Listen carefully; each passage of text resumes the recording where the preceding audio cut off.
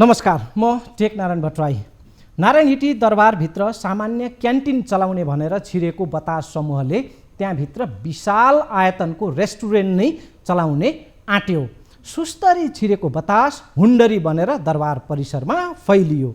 ऐतिहासिक पुरातात्विक दरबारका सीमा, अनुशासन, मर्यादा, सम्झौताका बुँदा सबै बतासका लागि टेर बतास लागेन।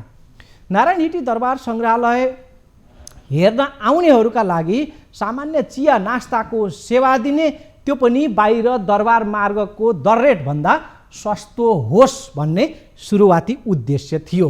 हेर्नुहोस् है, 6 आनामा क्यान्टिन चलाउने भनेर सम्झौता गरेर छिरेको बतासले दरबार परिसरमा 14 रोपनी जग्गा कब्जा गरेर मनमौजी कङ्क्रिटका संरचना बनाउँदै गयो। छानबिन समितिको प्रतिवेदनमा प्रष्ट उल्लेख छ, 6 आनाको सम्झौता गरेर 14 रोपनीमा हालिमुहाली, न नक्सा पास न निर्माण स्वीकृति। लक्षण त यस्तो देखियो त्यहाँ कि मानौ शाही राजाको अन्त्यपछि सङ्ग्रहालय बनाइएको दरबारभित्र बतास राजको भव्य तयारी आयोजन हुँदै थियो। दर्शकवृन्द, छानबिन समितिले दोषी ठहर गरेका जिम्मेवार सरकारी अधिकारी राजीनामा दिएर अहिले सञ्चार सम्पर्क विहीन छन्। उनी हुन् भेष नारायण दाहाल। उनी दरबार सञ्चालन तथा व्यवस्थापन समितिका कार्यकारी निर्देशक थिए। छानबिन समितिको प्रतिवेदनमा दाहाललाई मुख्य दोषी ठहर गरिएको छ।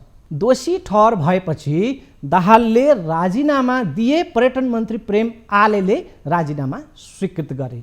राजीनामापछि दाहाल मिडियामा आउन चाहेका छैनन्। उनले प्रयोग गर्ने मोबाइल राजीनामा पश्चात स्विच अफ छ। ठेक्का पाएको बतास र दरबार व्यवस्थापन समितिका कार्यकारी निर्देशक 2 जना यति बेला निशानामा छन्। पर्यटन मन्त्री प्रेम आलेको हस्तक्षेपको घानमा उनीहरू परेका छन्। हालसम्मका देखल तथ्य प्रमाणका आधारमा यी 2 पक्ष बदमासीमा प्रत्यक्ष संलग्न देखिन्छन्। तर के दरबार व्यवस्थापन समिति नामको कारिन्दा इकाइका प्रमुख र ठेक्का प्राप्त व्यवसायीले मात्र यति ठुलो साजिसलाई अन्जाम दिन सम्भव छ? उत्तर हो असम्भव। ठुला माछालाई फेरि पनि हाइसन्चो। ओली, देउबा, प्रचण्ड, माधव, बाबुराम, कमल थापा चल्तीका नामहरू यिनै हुन्। मैले ठुला माछा भनेर उहाँहरूको नाम लिएको होइन। नाम यस कारणले लिएको हुँ कि यो देशमा काण्डहरू भइरहने कारिन्दा, मतियार वा भन्नुस् भुरा माछा त्यो तहका मात्रै छोपिने, तर मुख्य अभियुक्त वा ठुला माछा सधैँ उम्कने। यो कस्तो शासन चलाउँदै हुनुहुन्छ तपाईँहरू? शीर्ष गणको नाम ठुला माछाहरू बचाउने भूमिकामा मुछिएर आउने गरेको छ। जनताले शीर्ष नेतामै कैफियत देखिरहेका छन्। ढाक्नुस्, छोप्नुस्, इन्कार गर्नुस्, चोखिने हर कोसिस गर्नुस्, जनताले कुरी गरेका छन् तपाईँहरूलाई नै। खुट्याएका छन् समस्याको जड भनेर तपाईँहरूलाई नै। त्यसैले सडकमा गणतन्त्र मुर्दाबादको ध्वनि चर्को हुँदैछ दिन प्रतिदिन। ज्ञानेन्द्र शाहको चमक दमक बढ्दो छ। पृथ्वी जयन्तीको मौकामा हिजो राजतन्त्र जिन्दाबाद र गणतन्त्र मुर्दाबाद चर्को स्वरमा घन्किएको छ। ज्ञानेन्द्र शाहको हिम्मत बढेको छ र उनले विज्ञप्तिमै भनेका छन्, गणतन्त्रको अभ्यास व्यर्थ प्रयास। दोहोऱ्याएर सुन्नुहोस्, गणतन्त्रको अभ्यास व्यर्थ प्रयास। दर्शकवृन्द, भइगयो। यसमा धेरै अघि नबढौँ, किनकि हिजोको कार्यक्रममा यसबारे हामीले सविस्तार व्याख्या विश्लेषण पर्याप्त गरेका छौँ। र आज बतासका तर्फबाट लामो एउटा विज्ञप्ति आएको छ। त्यसमा बतासले आफ्नो बचाउ त भरपुर गरेको छ, तर यो साजिसमा, नारायण हिटी दरबारभित्रको त्यो बदमासीमा संलग्नहरू र मिलीभगतको फेरिस्त भने विज्ञप्तिमा लुकाइएको छ। बतासले आफ्नो बचाउ राख्न पाउँछ, तर पत्याउन नपाउने हक पनि दोस्रो पक्षमा रहन्छ। अर्थात् बतासका दाबी जनताले मान्ने आधार खै। यो बदमासीमा संलग्न उपल्लाहरूको पोल खोल्न बतासले हिम्मत देखाएको भए तै विषय बतासलाई क्या बात भन्न सकिन्थ्यो। बतासले आफू बच्न जति प्रयत्न गर्यो त्योभन्दा बढी प्रयत्न यो बदमासीका शीर्ष साझेदारहरूलाई जोगाउन गरेको छ। शीर्ष साझेदारहरूलाई जोगाउन बतासले भरमग्दुर प्रयास गरेको छ। हो, बतासले केही इसारा अवश्य दिएको छ, जस्तो कि सरकारी संयन्त्रलाई किन कठघरामा नल्याएर हामी व्यवसायीहरूमाथि मात्रै प्रहार भइरहेको छ। यो प्रश्न जायज छ। यसैमा बतासका थुप्रै अरू पूरक प्रश्नहरू पनि छन्, जस्तो कि नारायण हिटी होस् वा पशुपतिनाथको धर्मशाला वा होस् पोखराको सेती बगर वा तनहुँको मानहुँकोट। यी तमाम ठेक्का लगाउने तत्त सरकारी निकाय, राजनीतिक नेतृत्व वा जनप्रतिनिधि दोषी छैनन्। हामी ठेक्का लिनेको मात्रै दोष हो, उनीहरू मुछिनु नपर्ने। यो प्रकारले बतासतर्फबाट सरकारी संयन्त्र र संलग्नहरूलाई पनि कठघारामा उभ्याउनु पर्ने आशय विज्ञप्तिमा उल्लेख छ। दर्शकबिन, यहाँसम्म त ठिकै छ बतासको तर्फबाट, तर जे गर्नु पर्थ्यो बतासले त्यही चाहिँ गरेन। ठुला माछाको नाम आएन, लाज काजको कर्मकाण्डी बचाउमै खुम्चियो बतास। त्यसैले बतासका दाबी र हार गुहारलाई जनसाधारणले बतासमै उडाउने पक्का छ, गम्भीर रूपमा लिने छैनन्। किनकि आनन्द बतासज्यू तपाईँलाई नै यो दुर्गन्धित साजिसको सम्पूर्ण अन्तर्य थाहा छ। बतास समूहका मालिकको म यहाँ नाम लिँदैछु, आनन्द बतास। र यो कपटपूर्ण दुष्कर्ममा संलग्नहरूको फेरिस्त छ त केवल तपाईँहरूसँग छ। षड्यन्त्रको आरम्भदेखि आजका मितिसम्मको गुप्त जानकारी छ त केवल तपाईँहरूसँग छ, तर तपाईँको विज्ञप्तिमा त्यो पोको फुकेको छैन। अलिकति पोको तपाईँहरूले फुकाइदिएको भए नेपाली मन न हो, जनताले पनि मन फुकाउने थिए तपाईँहरूका प्रति। नपत्याइ हेर्नुहोस् मन्त्री प्रेम आलेलाई अस्ति बसी खान नहुने गरी सत्तो शराब खेपेका उनै प्रेम आले अहिले हाई हाई बनेका छन्। सत्तो शराब गरेका उनै जनताले आलेलाई अहिले शिर चढाएका छन्। आलेले जान अनजान कसरी गरे थाहा भएन, तर जे गरे जनतालाई यो मन परिरहेको छ। हिजो गाली आज ताली बर्सिएको छ उनका नाममा, भोलि के हुने हो त्यो थाहा छैन।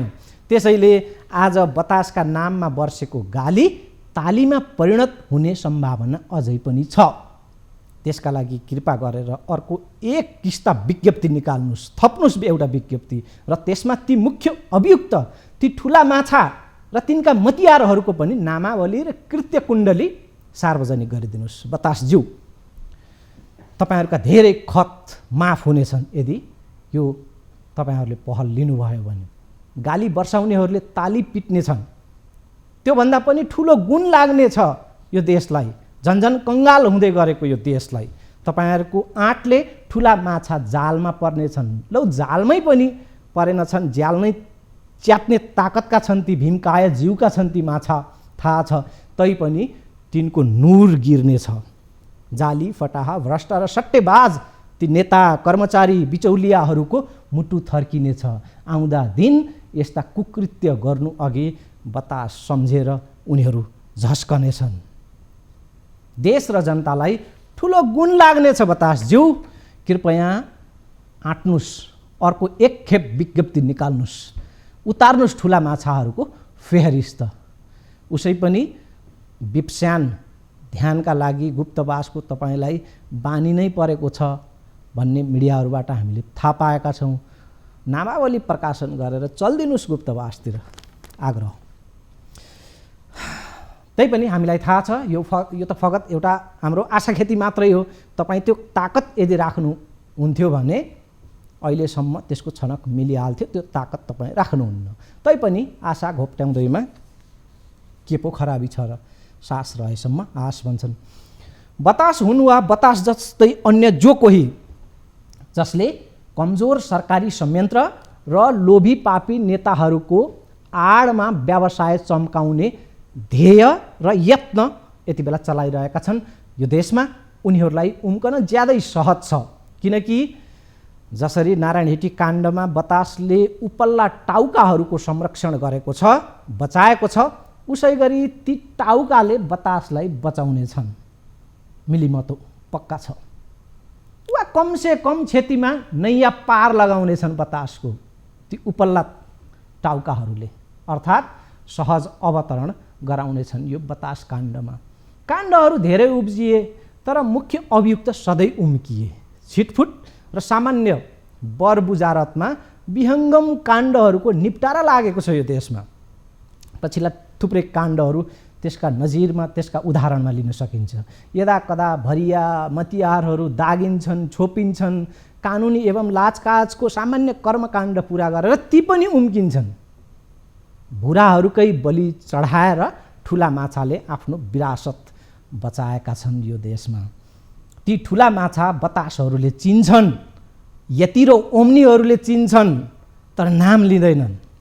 ठुला माछा साह्रै संरक्षित छन्, निकै चिप्ला छन्, सहजै फुत्कने, हात नपर्ने, समात्न नसकिने। नाङ्गो आँखाले उनीहरूको कठालो देखिँदैन। अख्तियार प्राप्त सबै नाङ्गै छन्। उनीहरूले नै जब कठालो भेउ पाउँदैनन् भने समाउने कहाँ?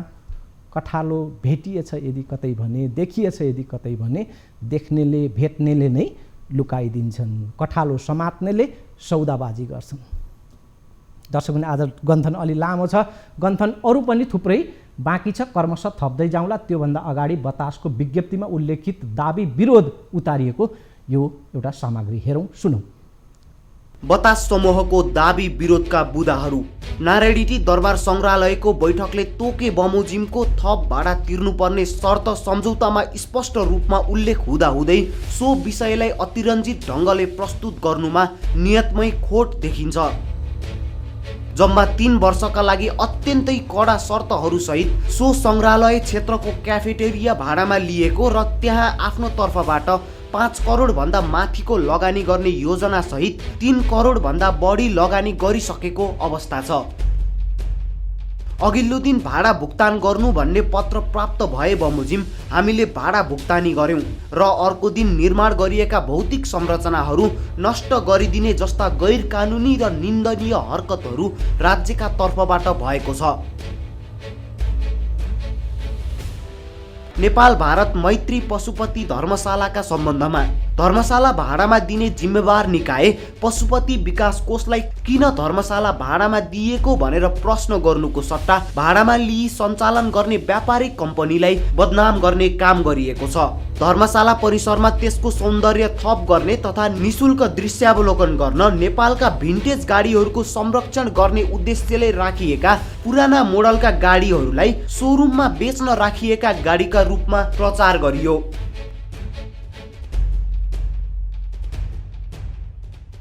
पाटन दरबार क्षेत्र, मानवकोट र गण्डकी कृषि सामग्री केन्द्रका सम्बन्धमा पाटन दरबार क्षेत्र केही वर्ष अघिदेखि नै बतास अर्गनाइजेसनले त्यहाँका केही कवल कोठाहरू भाडामा लिएको सत्य हो। त्यहाँका सम्पूर्ण पसल कवलहरू अहिलेसम्म भाडामा लागिसकेका छैनन्।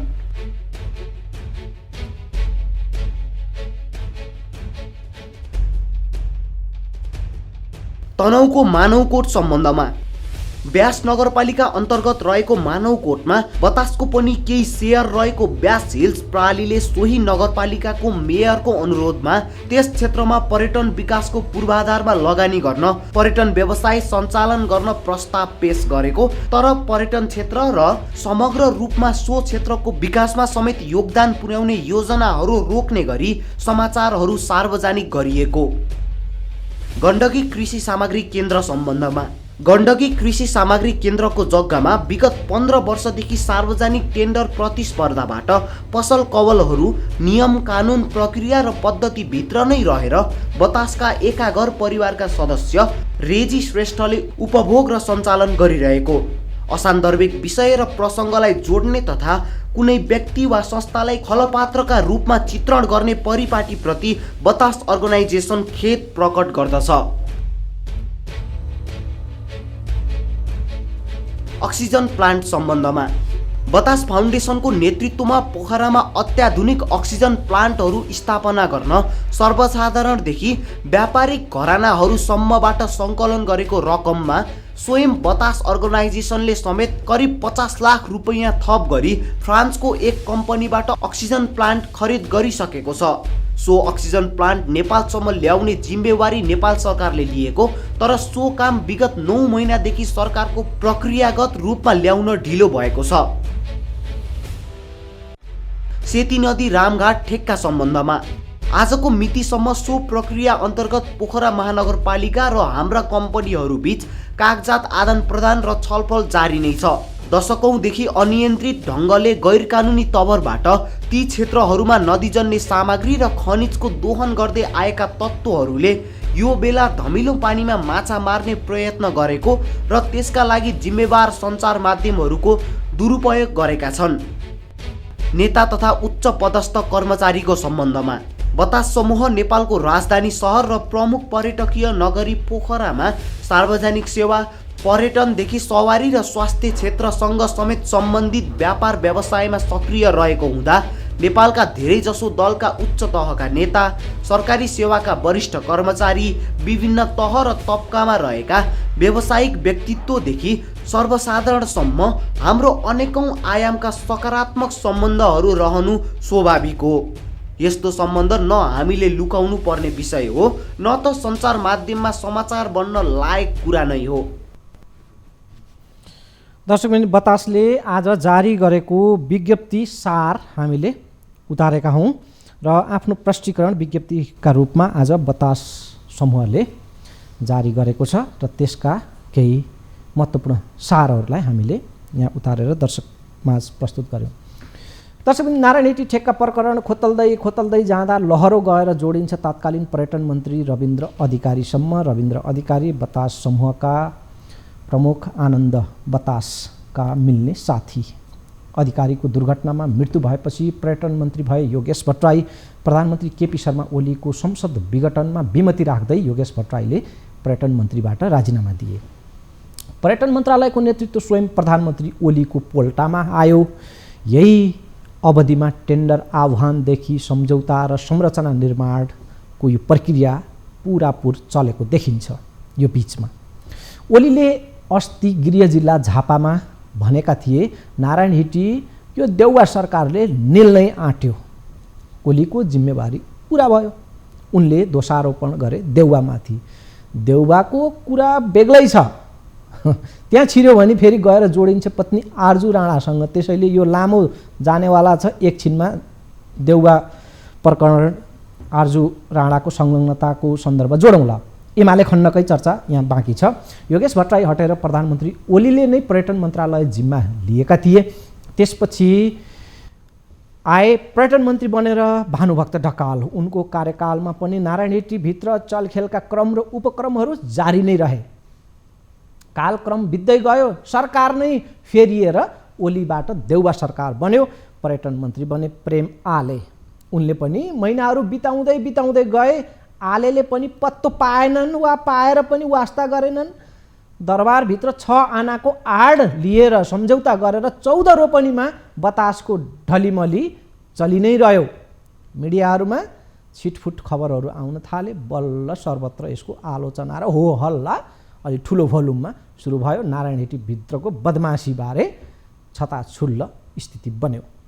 बाध्यताले भनौँ वा मौका ठानेर, मौका पनि हो भन्ने लाग्यो होला, किनभने ओली सरकारसँग माधव नेपाल पार्टीको 36 को आँकडा छ, हिसाब किताब लिनु छ, यही मौका हुनसक्छ भन्ने ठानेर हो वा साँच्चै ब्रह्मले डोर्याएर हो के हो त्यो त यकिन छैन। पछि खुल्दै जाला। तर पर्यटन मन्त्री प्रेम आले एक्सनमा उत्रिए यो प्रकरणमा। उनले परिपक्वता कम, हाटहुट ज्यादा देखाइरहेका छन्। तर तरिकामा थुप्रै कैफियतहरू भए पनि जनस्तरबाट आलेले दिएका जे नतिजाहरू छन्, यी नतिजाहरू उप सराहना भइरहेको छ अहिले। तर सवाल उही छ, अब के त? काण्ड त छचल्कियो, तर दोषी एवं भागीदारहरूलाई सुकिलै उम्काउने, ठुला माछा यतिकै छाड्ने उनीहरू चोबेलिनु पर्दैन?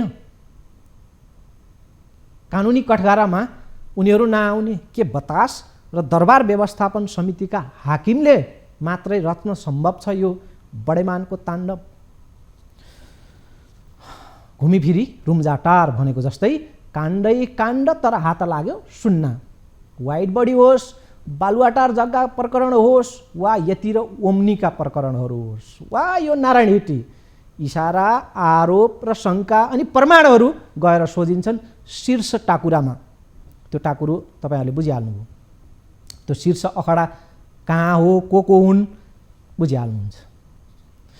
त्यो शीर्षलाई टाकुरे डुम हान्ने कसले, यसको उत्तर छैन। अब बस यस अघिका काण्डहरूमा जस्तै प्रतीक्षा गरौँ कि यो नारायण हिटी काण्डमा पनि टालटुले निकास निस्किनेछ, बतास चलि नै रहनेछ, वेग केही कम बेसी होला, नाम फेरेर बतासबाट वायु होला।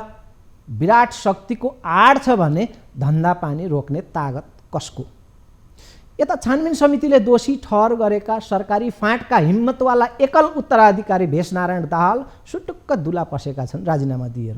दरबार व्यवस्थापन समितिका कार्यकारी निर्देशकको हैसियतमा उनले बतासलाई दरबारभित्र पन्हा दिएका थिए, धाडस दिएका थिए, हौसला दिएका थिए र त्यो सरकारी प्रतिवेदनले त्यो प्रकारको उनको दोष किटान्ने गरेको छ।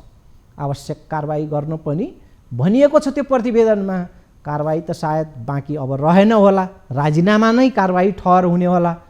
त्यो उपरान्त कारबाही यदि अगाडि बढ्यो भने उनले लहरो तान्दा पहरो थर्किने स्थिति बन्न पनि सक्छ। त्यसो हुन दिने गरी, अर्थात् पहरो थर्किने गरी, आफ्नै मनमुटु थर्किने गरी कारबाही अघि बढाउन शीर्ष नेतृत्व मन्जुर हुने छैन। बकुल्लाको ठुँडले, बकुल्लाको चुच्चोले गङ्गटो च्यापेको छ, गङ्गटाले बकुल्लाको घाँटी पक्रेको छ। दुवैलाई प्राण प्यारो छ। बकुल्लाले गङ्गटा छाड्ने, गङ्गटाले बकुल्लाको घाँटीबाट आफ्नो पन्जा निकाल्ने भद्र सहमति हुनेवाला छ। फेरि एकपटक आपसी सहमति हुनेछ र अर्कै आहारको खोजीमा त्यो क्रममा कतै फेरि आम्ने सामने हुनेछ र त्यहाँ पनि अर्को सहमति हुनेछ। नेपालका काण्डहरूको यो स्थिति छ। कुमालको चक्र र शीर्ष सहमति करिब करिब उस्तै छ। दर्शक निकै लामो भयो गन्थन, विश्राम जरुरी छ, एकछिन विश्राम लिगौँ।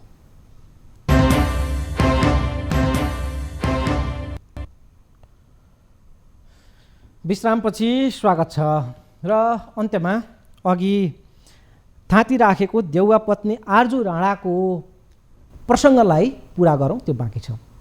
बतासको सल्लाहकारमा प्रधानमन्त्री पत्नी आर्जु राणाको नाम थियो वेबसाइटमा, बतासको वेबसाइटमा। यो काण्ड छताछुल्ल भएपछि, नारायण हिटी काण्ड, बतासको वेबसाइटबाट त्यो नाम हटाइयो। आर्जु राणाले आफ्नो संलग्नता नरहेको बताससँग दाबी गर्दै फेसबुकमा बचाउ स्ट्याटस पनि लेखिन्। तर बतास सल्लाहकारमा झुक्किएर आर्जु देउवाको तस्बिरसहित पदीय हैसियत टाँसिएको होला त? देउवा बतास सम्बन्धका पुराना आयामहरूले त्यो झुक्किने ठाउँ छ होला। बदनामीबाट बचाउन, थप क्षति कम गर्न, ड्यामेज कन्ट्रोल गर्न तस्बिर र ओहदा आर्जु देउवाको त्यो वेबसाइटबाट गायब पार्न त सकिन्छ, तर विगतको ट्र्याक रेकर्ड, नियत र त्यसका सङ्केतहरू जनमनमा गढेर बसेको छ। त्यो वेबसाइटबाट हटे जसरी हट्न मुस्किल छ। दर्शकबिन, आजको कार्यक्रमको सार त यहाँहरूले पक्कै भ्यू पाउनुभयो होला, मलाई त्यो विश्वास छ। नारायण हिटी प्रकरणमा पनि उपल्लो संलग्नता छ, तर त्यो उजागरसम्म हुने छैन, उजागरसम्म हुने छैन। कारबाहीको कुरा छोडिदिनुहोस्, फेरि पनि ठुलो माछा उम्कनेछ। छानबिन समितिले उपल्लो पङ्क्तिलाई नजर उठाएर हेर्नसम्म हिम्मत गरेन। प्रश्न सोध्ने, छानबिनमा संलग्न गर्ने, लतारेर ल्याउने, कठघारामा उभ्याउने, यो त कुरै भएन। त्यसमाथि समय थियो जम्मा 3 दिनको। समय कम भयो हामीलाई भन्ने जवाफ त छँदैछ। त्यसमाथि समितिलाई माथिल्लो तहसम्म हात लगाउने त्यो अनुमति दिइएको थिएन। काण्ड त उजागर भएर आयो, यसको टालटुले समाधान त दिनु नै थियो। टालटुले काम भएको छ, जम्मा टालटुले काम। योभन्दा अघि बढ्न मन्त्री प्रेम आलेको कदले भ्याउने देखिँदैन। दर्शकवृन्द, यदि आँटेछन् भने पनि तँगाराहरू छन्। तँगारा तपाईँहरूले इसारा गर्दैमा बुझिहाल्नुहुन्छ। तैपनि उनले प्रेम आलेले यदि आफ्नो अरू केही बिगार गरेनन् भने माहौल भने उनले चुनावका लागि बनाएका छन्, अलिकति छवि सुधारेका छन्। धन्न यही पनि भयो मान्नुहोस्, आलेबाटै देश सुध्रिनेसम्मको अपेक्षा निकै ज्यादा हुनेछ। समयले अरू भ्याएन। बिदा हुन्छु। भोलि यही समयमा अर्थात् बेलुका 7:15 बजे पावर न्युजको समय हो, त्यहाँ उपस्थित हुनेछु। बिदा हुन्छु। नमस्कार।